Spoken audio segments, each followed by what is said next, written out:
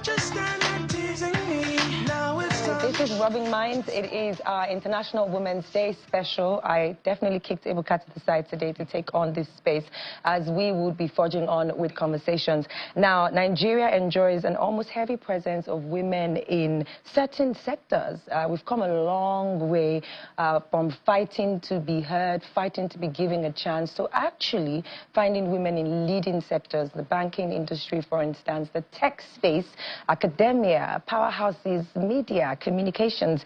And today, joining me is none other than this powerhouse, Miss Francesca Uriri, who is the founder of Leading Ladies Africa. Welcome to the show. Thank you so much. I haven't seen you in ages. Happy International know. Women's Day. Thank you, honey. And month. And month. And month. He just has to cheat that month in. Because everybody is too much. Is it? How many Mother's Days are coming?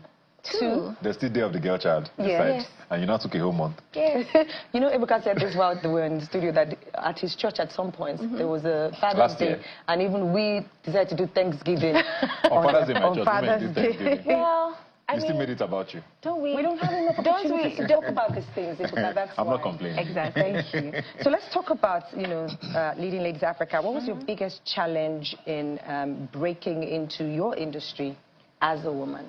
I think that, I mean, to just level set, I think that the challenges have been somewhat similar. Okay. I'm Nigerian.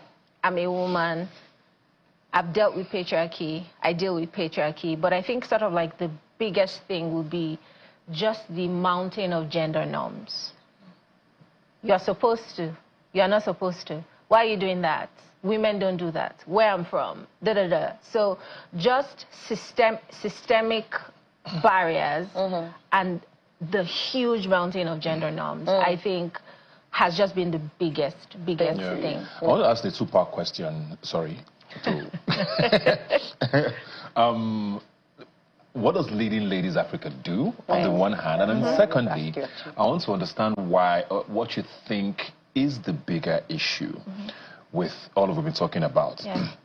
Because misogyny and patriarchy is a global issue. Yeah. But Nigeria has its peculiar issues with culture and religion, right? And those ones are deep-rooted. Yes.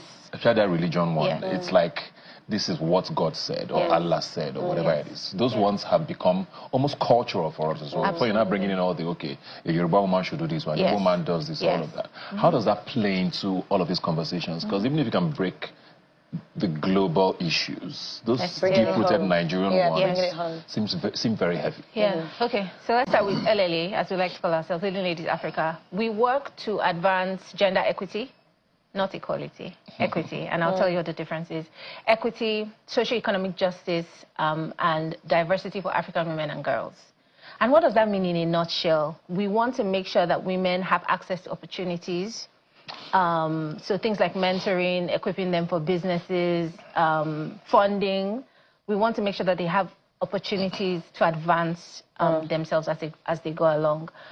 And then the second bit that you asked, the Nigerian thing, is still very linked to norms. And I'll explain again what I mean by that. Norms are acceptable societal sort of like rules of how people should behave or not behave. Norms also affect men. So when people say, why are you crying? But men don't cry. Or when they say things like, Igbo men, XYZ, whatever that is.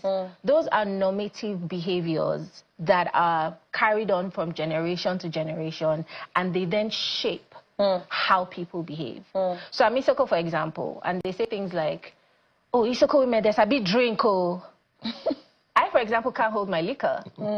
But there are all of their norms around that. They're shaped. And then because of those norms, anybody who is Isoko goes up and thinks, oh, I must know how to drink. And then it shapes behavior. The way they think. So that is why norms are so dangerous. And they also affect culture, because what did Chimamanda say? People are the ones who create and make culture. And so it then becomes this ripple effect of misogyny, misandry, you know, and all the other isms and andries that affect men and women. But let's bring it back to the career and the work first. As I said while I was introducing you, we've come a long way from when it wasn't even heard of to have women, you know, be the MDs of banks, for instance, or women in tech, you know, and I know just off of what you talked about with the norms, there's a lot of bias already that goes into women in leadership role. But how important do you think it is for women to continue to assume those roles? And do you think, in your opinion, we're there yet? Because just before you came on, we talked about what has been currently going on in the news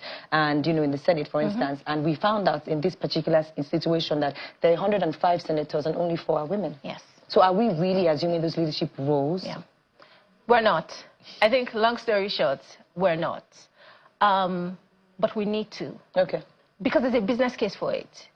Data shows that when you have more women in leadership roles, in companies and organizations, in politics, in policy, you have better laws, you have better policies, you do better business. This is data. This is not Francesca being biased. Of course, I'm biased for women being in leadership.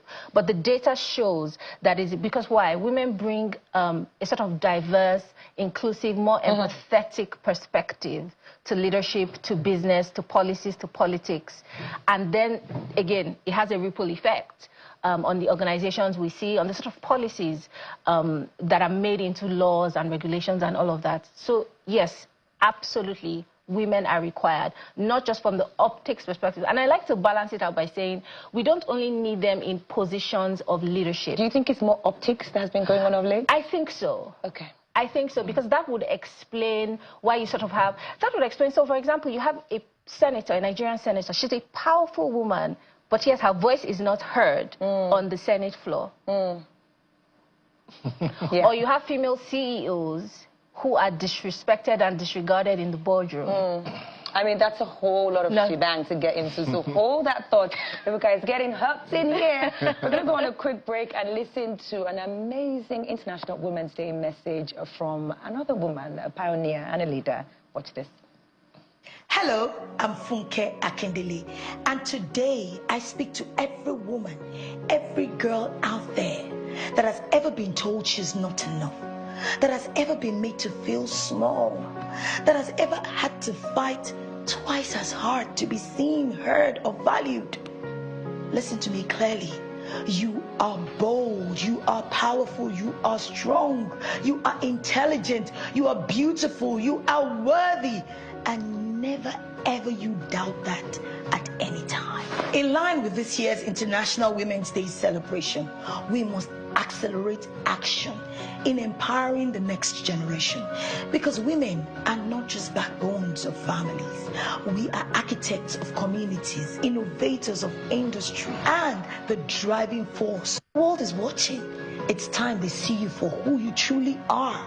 Unbreakable, unstoppable, undeniably powerful is our time. Let us accelerate action. Let us make history. Happy International Women's Day.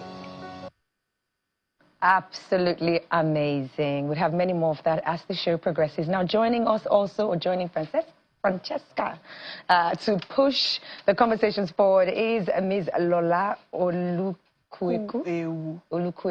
Thank you very much. She's a co-founder and COO at Africa Technologies, a lady in tech. Ibera Technologies. Welcome to the show. I'm sorry, I'm not wearing my glasses. I should. I have to say, turning 40, the eyesight's actually, It's a well, real welcome thing. to the show. We've been having this interesting conversation about careers and leadership role.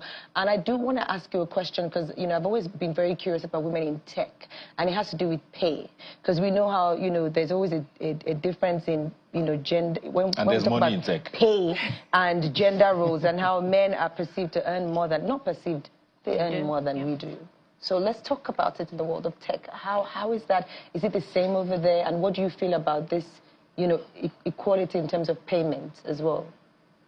Okay, I think I would first start by saying that for most of the multinational companies, there's like a general range. Okay. Where as long as you, by merit, are on that range, you earn that amount. Even in Nigeria? Yes. Okay, interesting. However, sometimes you find scenarios where it's different. For instance, if you're an engineer, you're a female engineer, and a male engineer, they just believe that as a female, you would always have one reason to be absent. It's just a perception, really.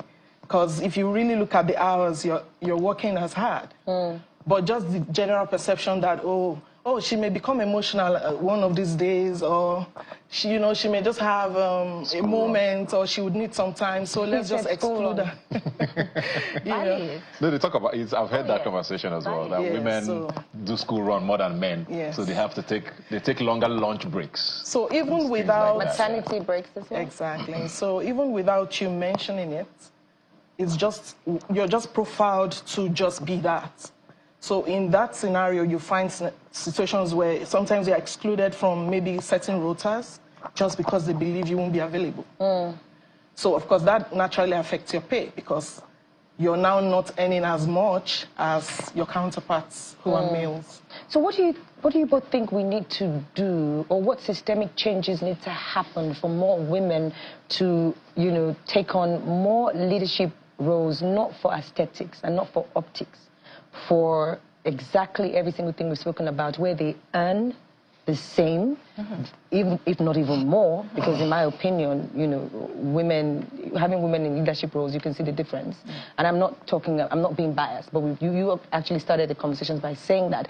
We've seen how when you have women in those roles and you have men, there's a clear difference. It could be because women are almost trained to think that they would fail, and we have to put in twice as hard work to, I mean, that's how I see it. It's like if the woman assumes this role, at the back of her mind, she already feels like they're counting on me to fail. If I burst out, she's a woman, emotional reaction. But what are the things that you think needs to happen for these changes to really take place in Nigeria? I think it starts with self, to be honest.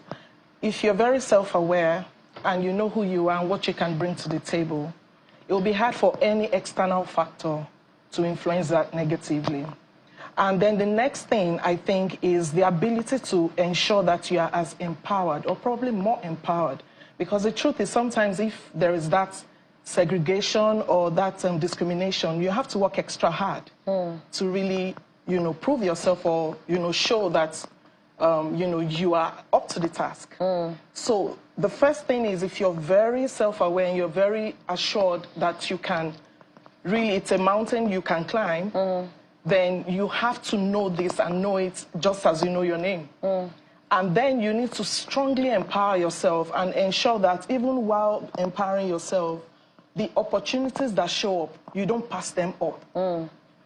Show up. Regardless. But you sound like you kind of she's looking like she doesn't completely agree, so let's talk about it. So I kind of want to take it a click forward. Yes. Because you have a lot of women who are already doing this, right? They're doing the personal work. But if you do personal work and you meet systems that don't shift, there's not much. Then there's not much traction. So the systems, the systemic barriers, we must dismantle them. I'll give an example. When the governor of Kwara State, Governor Abdulrazak, when he came in, he made it mandatory to have an almost 50-50 gender-balanced cabinet. Nobody has ever done that in Nigeria. It's not magic, it's not rocket science. So you must create systems so that when the woman is prepped and ready and competent and qualified, she enters into a system that does not disrupt her trajectory. You have women who are of childbearing age in career. Make sure there's care. Make sure they have maternity leave. Make sure you don't penalize them for coming back to work and say, you know, is your brain, baby brain, is it really working? I've heard that said to a colleague. Wow. Says, are you really sharp up there? So you must dismantle those, and it's called systemic bias, where you build things into the system that actually impede progress. So governments must work with that, organizations must work with that to remove those systemic biases and then fully allow women to thrive. Rwanda, the country's cabinet, also has the president mandated that. Nigeria. 105. Well, but I want to ask both of you real quick, because Ibuka probably has a question. How important do you think mentorship is for women? Because we talk about empowerment, and we talk about, you know, just because Ms. Lola also mentioned being prepared, and again, you know, which is a great point. How important is it for people to, you know, for there to be more mentorship programs, you know, and more, you know, just mentorship in the workspace? For what does that look like, and how important is that to breaking these barriers? Again, okay, and I'll let Dr. O speak. Mentorship is great. Black women are over-mentored and under-sponsored. Right. So it's fantastic, but we actually need people who say, we want to make her CEO.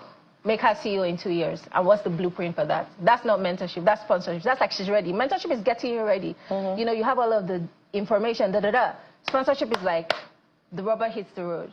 So we need to move again from mentorship to actual sponsorship, where we're channeling and really galvanizing women into these roles. Yeah, to add to that, I'd also say that I think it's also important to have both side by side. Because imagine you have the door open for you, which has happened even in my case where I've had to sponsor people. You also have to kind of handhold them through how to enter that door.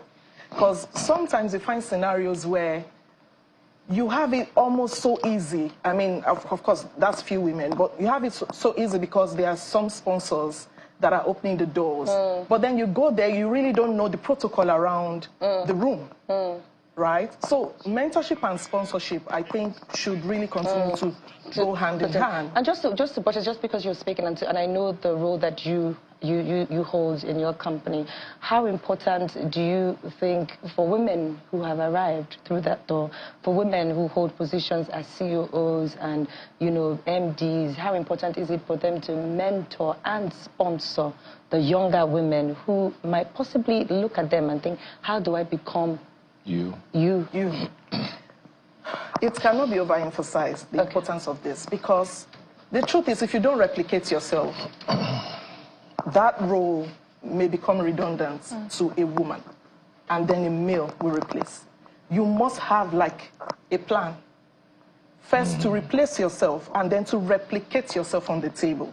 Because if we are saying, oh, it's the parity isn't there and all of that, that means there are two things we're looking at now.